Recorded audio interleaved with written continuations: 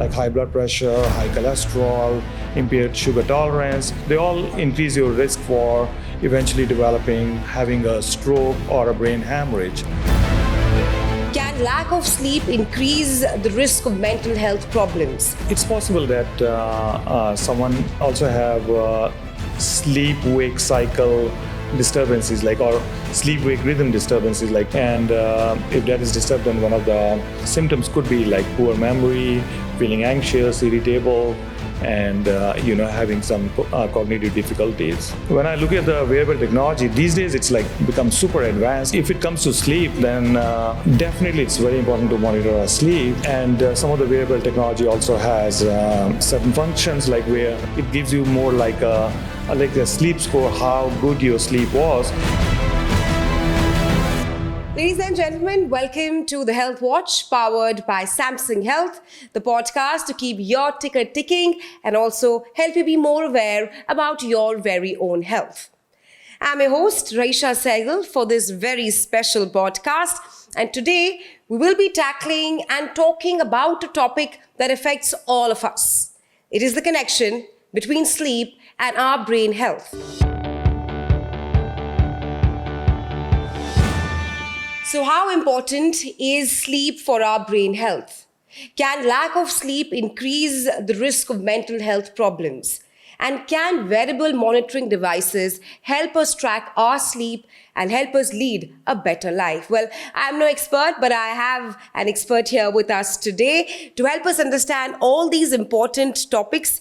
Joining us today is Dr. Ashish Anand. He's a leading neurologist with over 15 years of experience. Dr. Anand is also a consultant in neurointerventional surgery. He currently works at Soma Health in Ohio, in the United States of America. Welcome to the show, Dr. Anand. Hi, Rahisha. Thank you for having me. It's all my pleasure.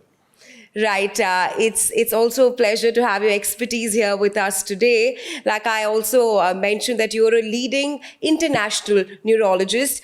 And you've been practicing international neurology for quite some time. Help us understand the global well-being scenario when it is related to the brain health. The incidence of strokes, sudden deaths, and brain hemorrhages, it has exponentially increased in the last, I would say, around 10 to 15 years. And now in the last maybe 10 years and mostly after COVID, we are seeing that strokes, brain hemorrhages commonly occur in 30-year-old, 35-year-olds. And this is something which is really concerning, that what's happened in these last 10, 15 years, but why has there been such a shift in the age group? Why is it happening in the younger population now? So I just want to take that point forward. How much of all these factors like stress and lifestyle and the lifestyle choices that all of us make, how is all of that responsible for our brain health? It does have a lot of impact on the brain health. Now, me being a cerebrovascular doctor, I'll start with the cerebrovascular disease. Bad lifestyle changes, have an impact on the way your blood pressure is, right, how your cholesterol is, and all these traditional risk factors like high blood pressure, high cholesterol, impaired sugar tolerance, they all increase your risk for eventually having a stroke or a brain hemorrhage. Our new lifestyle in this era, in the last 10, 15 years, it's taking a toll on everyone. And it's not just sleep, it's also the lifestyle, right? It's the lifestyle and the sleep. Right, doctor, which brings me to my next question. What are the risk factors associated with the stroke and how wearable devices can help us monitor all these risk factors and also take corrective measures? I have to mention that I've been wearing this for quite some time. It does help. But please help us understand how a wearable device like this can help us monitor all these issues.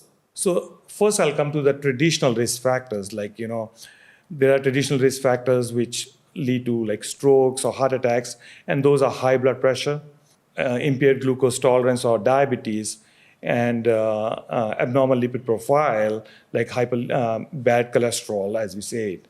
So these are traditional risk factors, and if they are uncontrolled over a period of time, then your risk for a stroke can go, or a heart attack can go really high. Now, when we look at stroke, then in addition to these risk factors, 25% of the patients with stroke can have what you call cardiogenic risk factors. And when you look at the cardiogenic risk factors, one of the most important risk factors is called atrial fibrillation.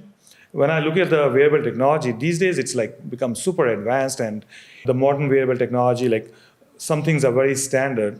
It gives you ability to continuously monitor your heart rate. So most of the wearable watches or other devices, they even have the ability to give you a single lead EKG. You can measure your heart rhythm. So it gives you the ability to see if you are having any runs of irregular heartbeat, or you have any like runs of very high heart rate. If I'm talking about, say, how's my well-being?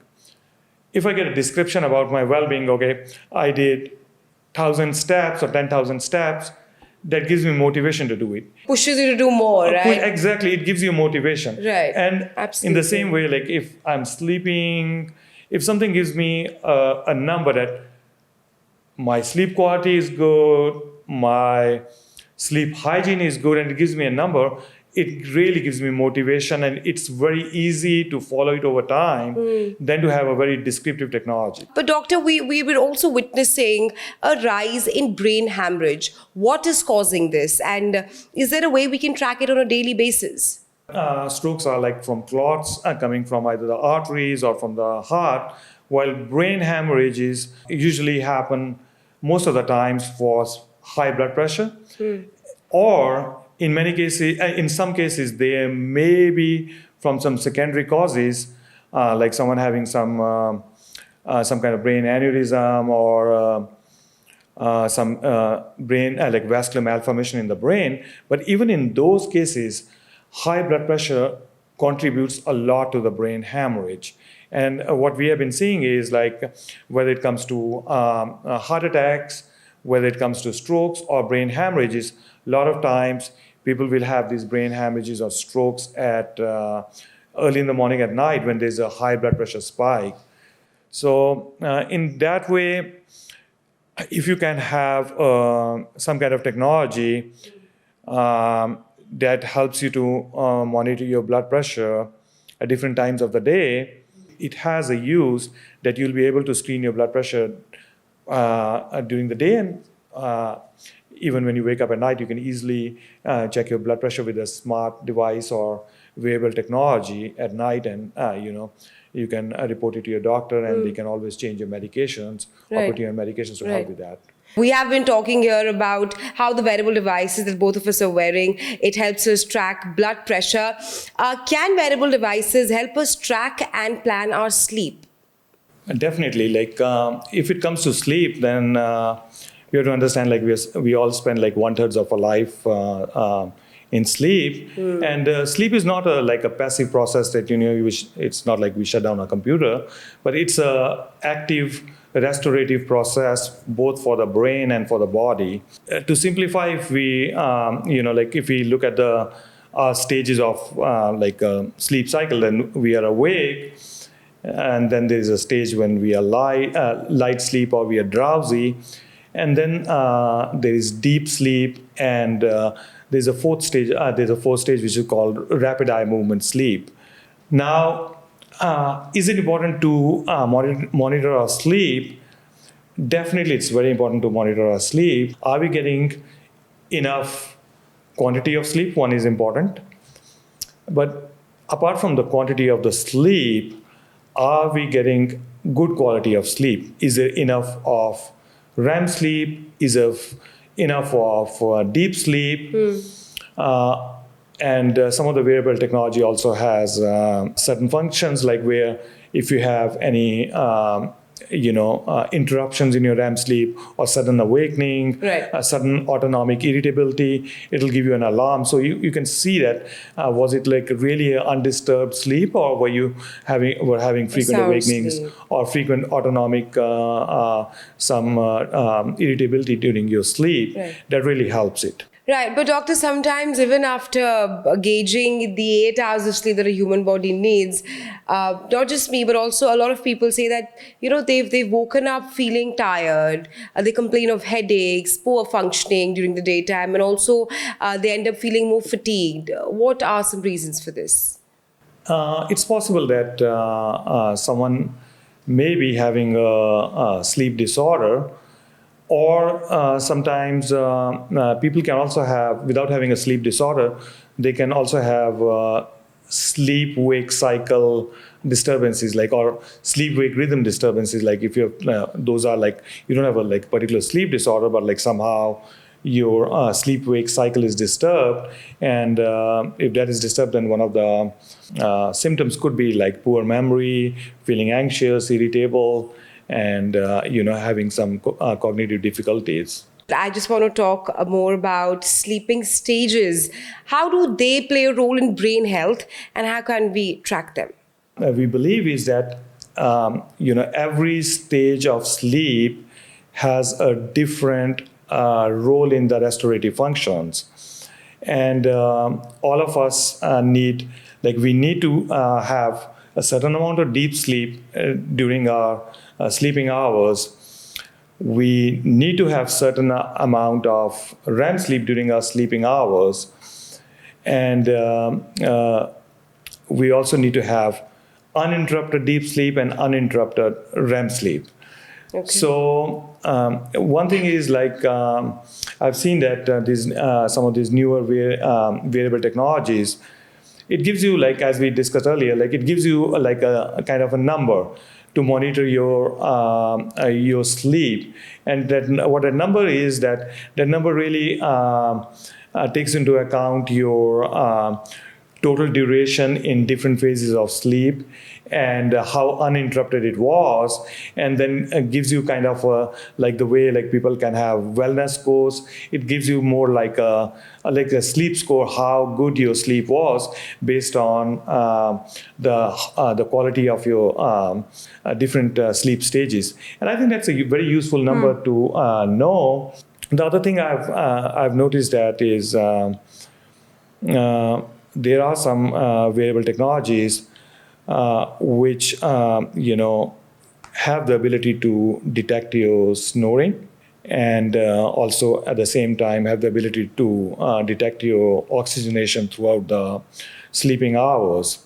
Understood, Doc, but I'm just curious to know that is everyone vulnerable to sleep disorders, and can wearable devices prove to be an able ally in the fight against sleep disorders? So definitely, when it comes to sleeping disorders, it's not going to affect everyone. But when it comes to healthy sleep, I think wearable technology has a role in everyone's life, and I would say in the modern lifestyle, where invariably there are going to be changes in your sleep schedule. There are going to be changes in your time when you go to bed, and there are going to be interruptions in the in the different both in the quality and the quantity of sleep. So I think it has a role even in the healthy people who do not have any risk factors for sleeping disorders. And for someone who's very new in using the wearable devices for brain health monitoring, what would your advice be on choosing the right device and interpreting? I think one thing is that if you are using this technology, you are using from a credible vendor, that it's actually measuring what it's supposed to measure. So Okay. that's number one. And then it is important that you look at different functions of the wearable device and pick up one that suits your lifestyle. One thing people have to remember that These are non-invasive devices. These are awesome screening tools, and they really help you to monitor your health, but they should not be taken to diagnose a condition, and they, in no way they should be used to self-treat. Right. Doctor, at the end of the day, what practical advice would you like to give all those who are watching this podcast who are looking to improve their sleep quality and also their brain health? We should try to avoid having a lot of screen time before we sleep, Okay. and try to avoid alcohol, caffeine, especially in the later part of the evening. Try to get a sleep environment which is very calm, soothing. That can be very helpful in improving your sleep hygiene. And in the end, I think wearable technology has a role, because if you're using it, then like how you slept the previous night, and it helps you to make modifications in your sleep habits and monitor it with your sleep scores or other data they provide. So. Right, Dr. Anand, thank you so much for being here with us today and sharing your insights with us. It has truly been incredibly insightful, and I'm sure our viewers will learn a thing or two from this podcast that we had on the connection between sleep and healthy brain. Thank you for having me. It was really nice touching this very, very important topic. Remember, prioritizing your sleep is an investment for your brain health. Be aware of your brain health and leverage wearable technology to lead a healthy and balanced lifestyle.